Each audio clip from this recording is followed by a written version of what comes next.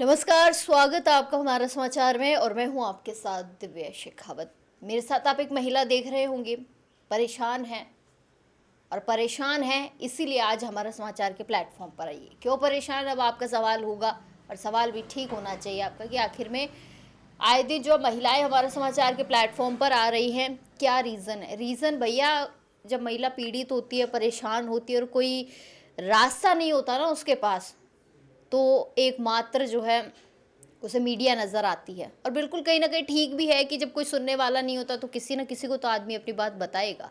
तो आज ये यहाँ पर पहुँची है, एक बारी नाम पूछूँगी इनका और इनका नाम जानने के साथ इनकी कहानी पूछूँगी कि इनके साथ हुआ क्या है और क्या ये मदद चाहती है। बहुत स्वागत है आपका, नाम क्या है आपका? हाँ जी, मेरा नाम अफ़साना ख़ान है। कहाँ की रहने वाली हैं आप? मैं झोटवाड़ा निवासी हूँ। झोटवाड़ा की। हाँ जी, हाँ जी। अच्छा, मुझे एक बात बताइए, क्यों आई हैं आप? क्या कहानी है आपकी? क्यों मैंने आप मीडिया के सामने अपनी बात रखना चाहती हैं? हाँ जी, मेरी शादी हुई थी 12 साल पहले और मेरे पति है जो शास्त्री नगर में रहते हैं, बट अभी फ़िलहाल वो सीकर में रहते हैं क्योंकि उनके दादाजी का कोई बिज़नेस है, वो सँभालते हैं। मैं भी उनके साथ रहती थी, 4 साल रह के आई हूँ मैं वहाँ पे। बट 2 साल पहले उन्होंने मुझे जयपुर साइड भिजवा दिया था कि आप यहीं रहो अपनी मम्मी के घर पे और मैं भी यहाँ पे मेरे भाई की कोचिंग है, वो सँभालूँगा।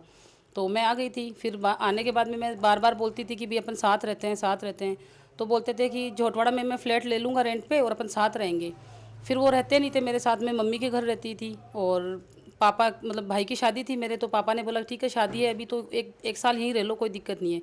और उसी बीच वो किसी लड़की से उनका अफेयर चल रहा था, मुझे पता चला। मैंने उनसे पूछा किया तो बोला कि हाँ तो है मेरी गर्लफ्रेंड, क्या कर लेगी, ऐसा है वैसा है। शादी के बाद से ही वो मेरे साथ मारपीट भी करते थे, सारी चीज़ें करते थे। 3 तलाक की मुझे धमकी देते थे हमेशा कि 3 तलाक दे दूंगा और तलाक दे के मैं हीना से शादी कर लूँगा। हीना नाम है उस लड़की का।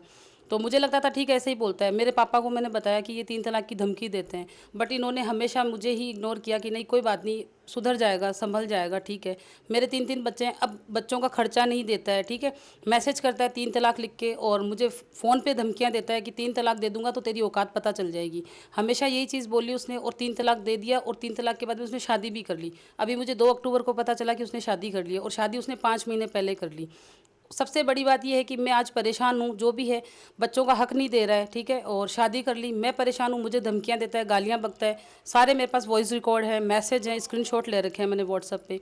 और सबसे बड़ी बात है कि बोलता है कि मेरा मीडिया पुलिस कोई कुछ नहीं बिगाड़ सकता, मेरी बहुत जानकारी है, जहाँ जहाँ जाएगी वहाँ वहाँ मैं जानकारी लगा लूँगा। बट मैंने केस कर रखा है, कोर्ट से मैंने सारी चीज़ें करी थी, थाने में रिपोर्ट वगैरह करी थी, महिला थाने में किया। अभी 3 दिन पहले उसने सामान मुझे दिया, आधा अधूरा सामान दिया। मेरे पापा ने उसको 11 लाख की वेंटो गाड़ी दी थी, बट गाड़ी मेरे घर लाके खड़ी कर दी उसने, जो गाड़ी स्टार्ट भी नहीं होती है, चलती भी नहीं है। अब उस गाड़ी का मैं क्या करूं? मैं बच्चों की स्कूल की फ़ीस मांगती हूँ तो मैसेज करता है आके लेके दिखा दे, क्या कर लेगी।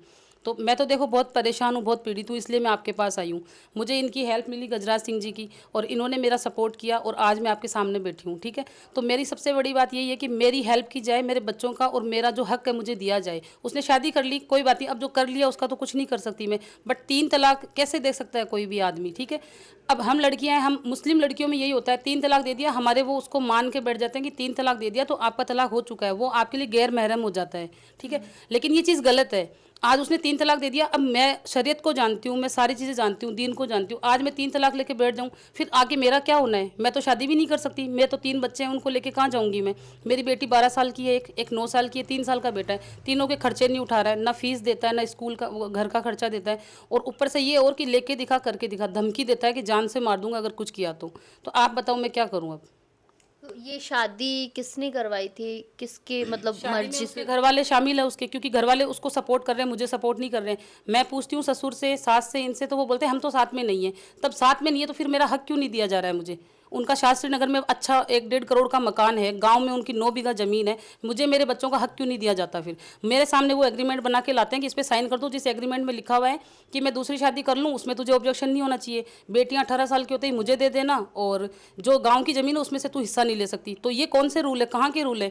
हमारी भारत सरकार क्या किसी चीज़ को देख नहीं रही है या कोई चीज़ समझ में नहीं आ रही किसी को? मैं पढ़ी लिखी हूँ, मुझे सारी चीज़ें समझ में आती है, ठीक है। मेरे ससुर जो है एडवोकेट है, वो मुझे धमकी देते हैं कि मैं एडवोकेट हूँ, मेरा कोई कुछ नहीं बिगाड़ सकता। अब मैं बताऊँ मैं कहाँ जाऊँ, किसके पास जाऊँ मैं?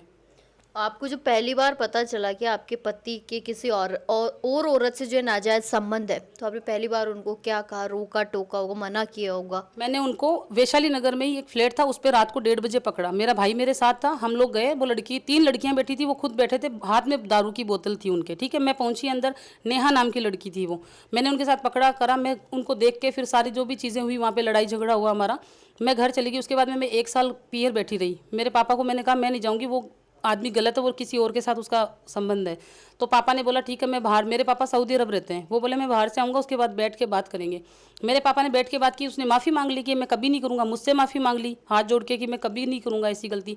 बट थोड़े दिन बाद में उसी लड़के से वो वापस मिल रहा है, फिर हमारी लड़ाई हुई। ऐसे करते करते मैंने 10-12 साल यही झेला है कि वो लड़कियों से बात करता है, मिलता है, फिर उसके फैमिली वाले बोलते हैं इसके तो ना लड़कियों से ना दोस्ती है, तो उसकी ही दोस्ती क्यों है लड़कियों से? फिर अगर मैं मेरे कज़न से, मतलब कज़न ब्रदर से या फिर अंकल से, किसी से मैं पैसे उधार लेती हूँ, बात करती हूँ, तो कॉल डिटेल निकालता है, फ़ोन पे की डिटेल निकालता है और बोलता है इसका इससे अफेयर चल रहा है।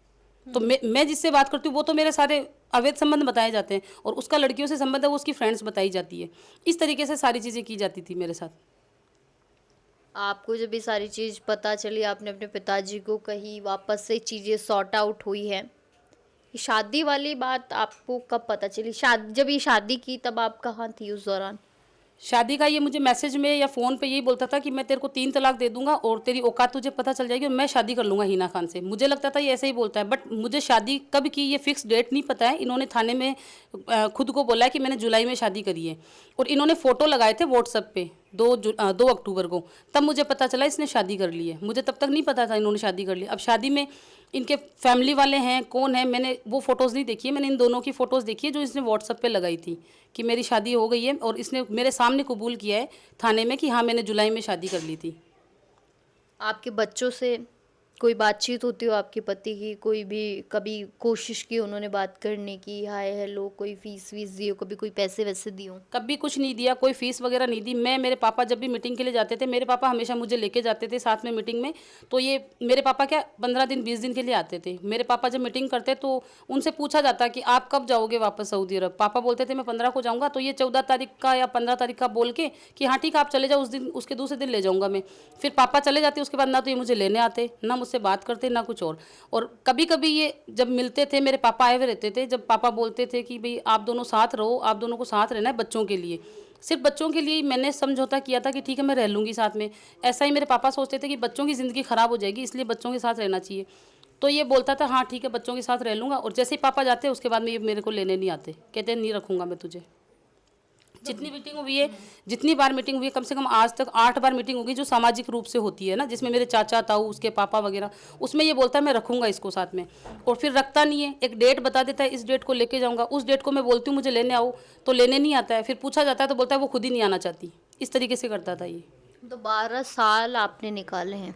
12 साल मैंने बहुत मुश्किल से निकाले हैं, क्योंकि शादी के फिक्स 3 महीने बाद से इसने मुझे मारना पीटना शुरू कर दिया था। उसके घर वालों को मैं शिकायत करती कि मुझे मारता है पीटता है, तो बोलते हैं क्या हो गया, औरत को बर्दाश्त करना पड़ता है। भाई इतना क्या औरत को बर्दाश्त करना पड़ता है? कम से कम मैं 3 से 4 बार मेरे पापा के घर गई हूँ, जब जब इन्होंने मुझे मारा है। इन्होंने मेरे कपड़े तक फाड़ दिए थे मेरे घर पर अपने मम्मी पापा के सामने, और मैं 4 घंटे रूम में बंद होकर बैठी हुई थी क्योंकि इन्होंने मेरे कपड़े फाड़ दिए थे, दूसरे रूम में बैठी थी। फिर मेरे ससुर ने ना टैक्सी मंगवा के मुझे पीर भिजवा दिया कि आप अपने घर चले जाओ, तब भी मैं एक साल तक नहीं आई थी। फिर मेरे पापा ने समझा के बात करके उनसे और वापस भिजवा दिया था। इस तरीके से मैंने 12 साल निकाले हैं, और हमेशा इसने मुझे मारा है पीटा है, और बहुत बुरी तरीके से मारा है। प्रेगनेंसी में मुझे मारा है इसने। तो ये डाइवोर्स का केस आपने डाला या उनकी तरफ से कुछ आया? नहीं, मैंने डाला है अभी तो 3 तलाक वाला, कि भाई उसने मुझे 3 तलाक दिया है, मैसेज किया, क्योंकि उसने जब शादी कर ली तब तो मुझे कुछ करना चाहिए ना। अभी मैं हाथ पे हाथ दे के थोड़ी बैठी रहूँगी। और सबसे मेन बात है उनके 3 बच्चे हैं मेरे पास, उनका कोई भी रिस्पॉन्सिबिलिटी नहीं ले रहा है, ना उनके घर वाले ले रहे हैं, ना वो खुद ले रहा है। तो मुझे तो मेरा और मेरे बच्चों का हक चाहिए ना, तो मुझे तो मेरे बच्चों का और मुझे मेरा हक दे दे बस वो। अब शादी जो कर ली उसका मैं कुछ नहीं कर सकती। आपके ससुर पढ़े लिखे हैं, वकील आप बता रही मेरे ससुर हैं, वकील तो हैं। उनसे आपने बात करने की मैंने मेरे कोशिश ससुर नहीं? से बात की है। मैंने मेरे ससुर को 2 तारीख को फ़ोन किया है, जिस दिन फ़ोटो लगे। मैंने कहा आपने अपने बेटे की फ़ोटो देखी? बोले हाँ मैंने देखी। तो मैंने कहा अब क्या कहना है आपका? तो बोलते हैं कि मैं क्या कर सकता हूँ इसके अंदर, तू जाने वो जाने। तो मैंने कोई लव मैरिज थोड़ी करी थी, अरेंज मैरिज है मेरी, और मेरे गाँव से ही हैं वो लोग। कहीं अदर उससे नहीं है, एक ही गांव के 2 खेत बीच में आते हैं और हमारा घर पास पास में है। तो उनको तो एक्शन लेना चाहिए, और उनको तो पहले एक्शन लेना चाहिए, क्योंकि वो एक तो एडवोकेट है, ठीक है, और फिर इसमें स्पेशलिस्ट है वो, कि जो कोई शादी कर लेता है या फिर कोई डोमेस्टिक वायलेंस होता है तो उसके स्पेशलिस्ट है वो। तो उनको तो सोचना चाहिए ना कि इस लड़की के साथ गलत हो रहा है, और उनके पोता पोती हैं 3, उनके साथ गलत हो रहा है। वो किसी चीज़ को समझते ही नहीं है कभी। मैंने उनसे बात की तो उन्होंने हमेशा ये बोला, तू जाने अजीज जाने। भाई अजीज और मैं जाने तो फिर बीच में क्यों आते हो आप? अभी वो उनकी तरफ से डिफेंस में खेल रहे हैं कि ठीक है, मैं मेरा मतलब कोर्ट में जो भी है सारी चीज़ें निकाल रहे हैं वहाँ से, मैंने जो पेश की थी एफआईआर वगैरह वो वहाँ से निकलवा रहे हैं। तो उनको तो करना ही नहीं चाहिए ना ये चीज़। वो उनकी साइड है, अपने बेटे की साइड, लेकिन वो सामने नहीं आ रहे हैं। वो मुझे मना ही करते हैं हमेशा कि मैं कुछ नहीं कर रहा, बट वही कर रहे हैं सारी चीज़ें। ये फोटोज आपने देखे, केस डालने के बाद ये सारी शादी वादी उन्होंने की है। केस आपने अभी डाला है, शादी के बाद आपने ये केस वाली पहले मैंने रिपोर्ट वगैरह करवा रिपोर्ट वगैरह रिपोर्ट वगैरह करवाने गई थी, झोटवाड़ा थाने गई थी, वहाँ उन्होंने मेरी रिपोर्ट नहीं लिखी।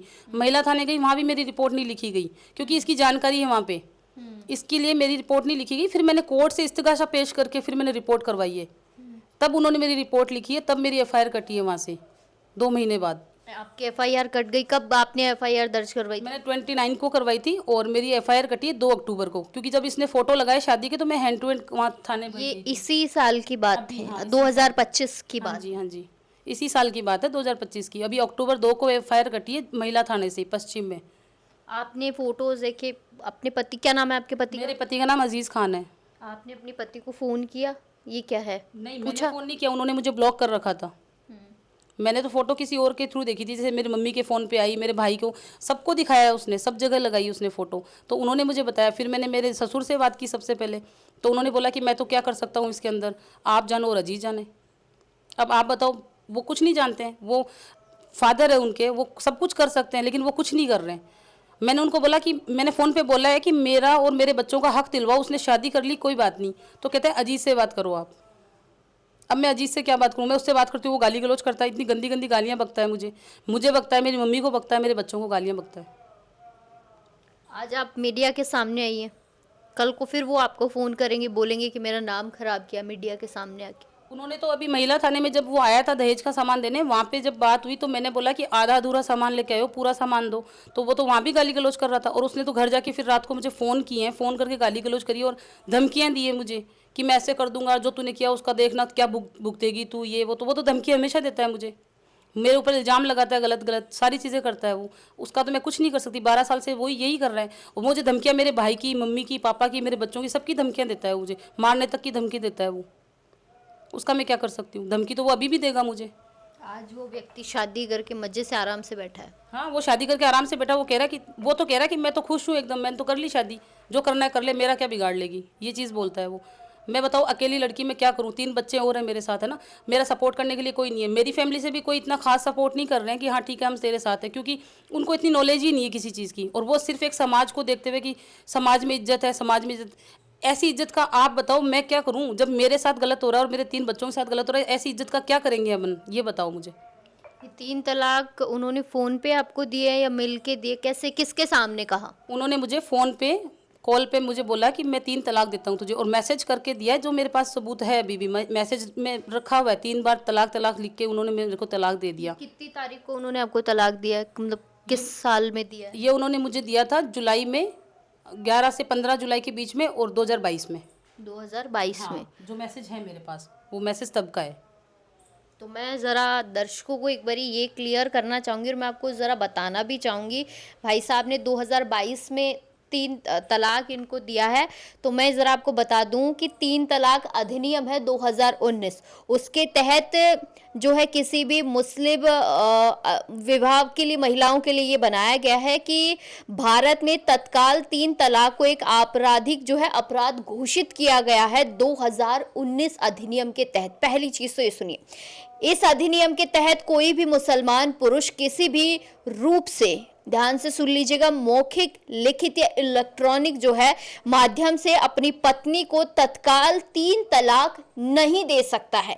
इसके साथ ही और ऐसा करने पर उसे 3 साल की सजा हो सकती है। भाई साहब आपके पिताजी वकील है, वो ज्यादा से अच्छे से जानते हैं, तो ये भी सुन लीजिए आप।